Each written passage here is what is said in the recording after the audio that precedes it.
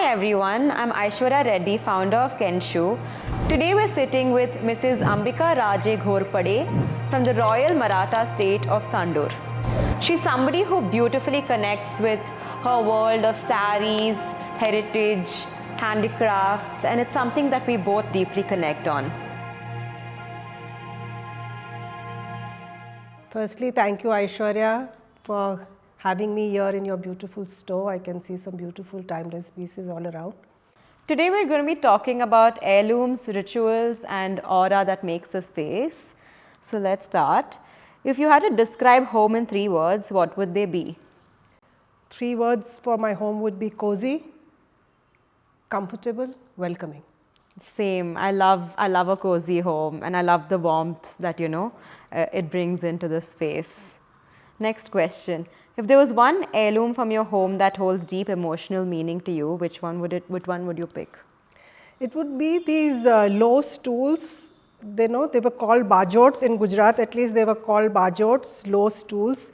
They hold deep meaning because my grandmother used to have them, and my parents sat on each and got married. Then me and my husband sat on them and got married. So did my daughter and our husband, and hopefully now my younger daughter. They're beautifully, intricately carved silver, and they're called bajots. Bajots, yeah, or the chowki. Beautiful. Yes.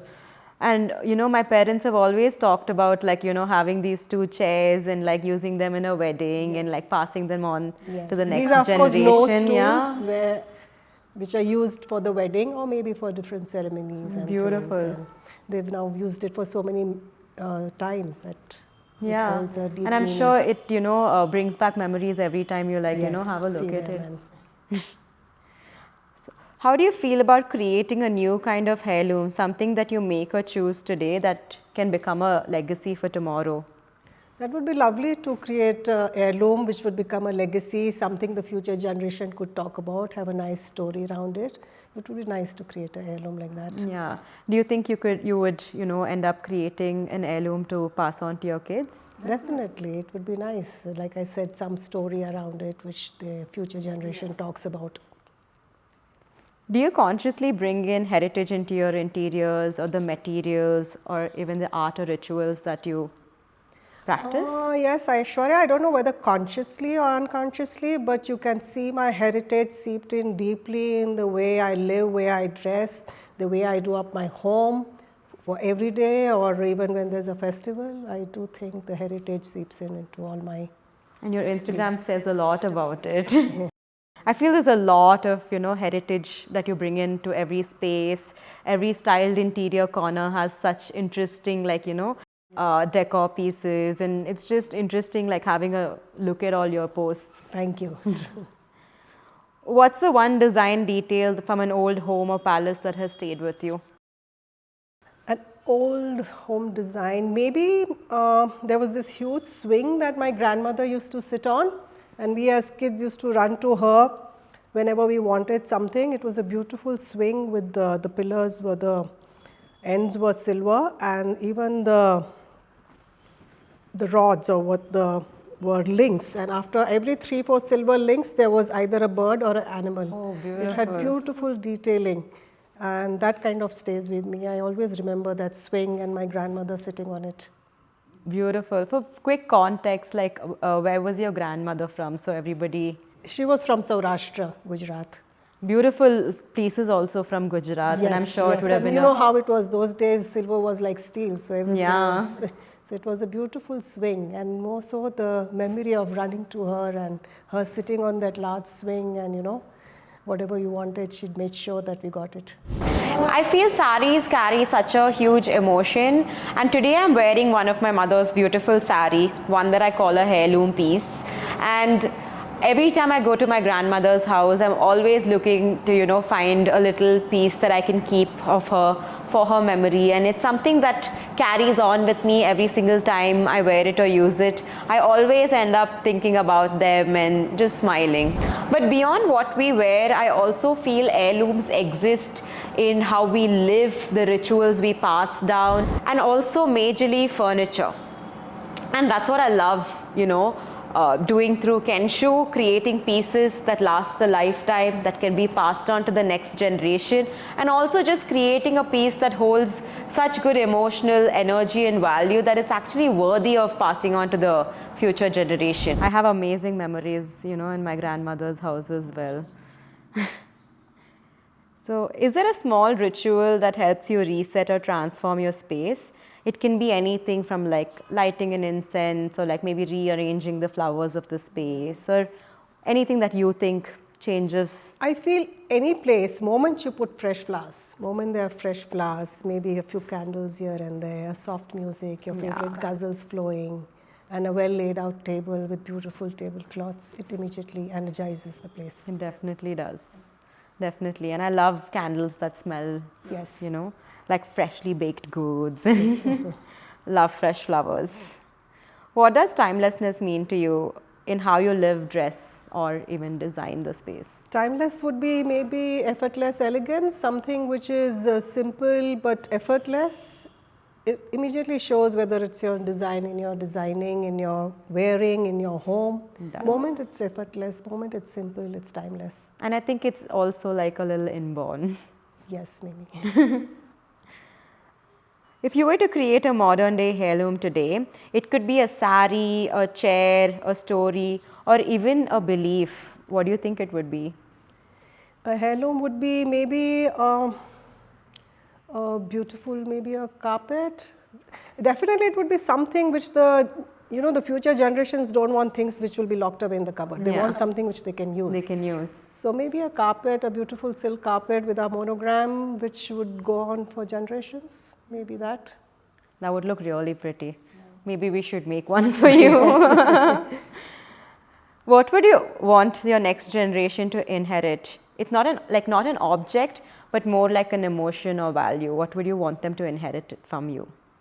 From me, maybe resilience, be sturdy during emotional upheavals, be strong, the good times will come, and be strong during adverse times. I love that coming from a woman, you know, I think it's so much, speaks so much.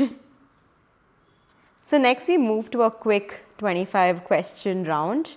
So just say what you feel like, it doesn't have to be like thought out, or it can be just whatever comes to your mind instantly. Okay. So let's go. What's the most sentimental object in your home right now? In my home, maybe I have a tapestried cushion with my boxer's image on it, and it lies where he used to be always sitting. And maybe that's the most sentimental thing because it has his image, he's no more. And a sari in your collection you'd never part with, and why? Of course, my wedding sari, which has, it's a beautifully Ashawali, beautifully gold woven. You cannot see the material behind it. It's so beautifully woven. And wow. Since it's my wedding sari, probably I don't want to part with it. Do you remember the first sari you ever wore and how it made you feel? Yes, it was probably in 7th or 8th standard. I don't know if they do it today, but those days, on Teachers' Days, few students became teachers. And I had to be like my geography teacher and wear a sari. And I wore this floral chiffon as usual. And yeah, made me feel very grown up. And we had that too in school. Yes. What do you think makes an object worth passing down? An object, if it has some memories, some story behind it, some happy memories behind it, then it's worth passing down. Definitely. So hypothetically, your home is on fire and there's one thing you can save. What would it be? I hope my home is never on fire, but if it's on fire, maybe my jewel box, run with it, scoot with it. Yeah. If your daughters could inherit one thing from you, what would it be? What would my daughters inherit? I would love my daughters to keep a beautiful home, a tidy home, a welcoming home, a home where guests come in freely, enjoy it, a table full of food. And the guests, maybe they are friends, family, always want to come back to that home. Definitely. I love how you said tidy. My mom would have said the same thing. What's a small tradition you've made your own? I don't know if it's a tradition, but there's one thing we always do as a family, go for a holiday at least once a year, if not more. So at first it used to be the four of us, my husband, me and my two daughters. Now I have my son-in-law, my granddaughter, and we make sure we go for a holiday once a year. That's one tradition. It's a tradition that has to happen. Definitely. Just us. Definitely. I can't agree more. Yes. Do you mix old and new at home, or do you stray to one era? I love vintage. I love classical, like all the things I see around. But yeah, I wouldn't mind mixing, say, a modern fan or a modern stool somewhere. I would mix a few things, not most. Yeah. Yeah. Are heirlooms always physical, or you think they can also be a ritual? Yes, we do see heirlooms as physical, but even small things like having a coffee after your breakfast and talking about the day, or the way you do your festivals, the way you arrange your home during festivals, the food you create during. These are rituals and things which pass down. Well, how my mother did it, I do it, and probably my children will. They are like heirlooms. Same. The I've rituals. always watched my Got up mom and my parents did, grandmother and yes. just followed them blindly. Yes. And now that I'm much older, I fully connect with it. Yes. And I'm like, I know why they did it back then. I understand the Fully importance understand of the it. now. importance. Yeah. If you could bring back one item from your grandmother's home, what would it be? Quite a few things, but maybe this beautiful gramophone, which is a record player. It's quite huge, but it still works, and we have beautiful memories of it. So probably I'll bring that.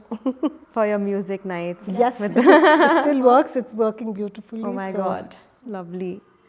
What's the best gift you've ever received that has now become an heirloom?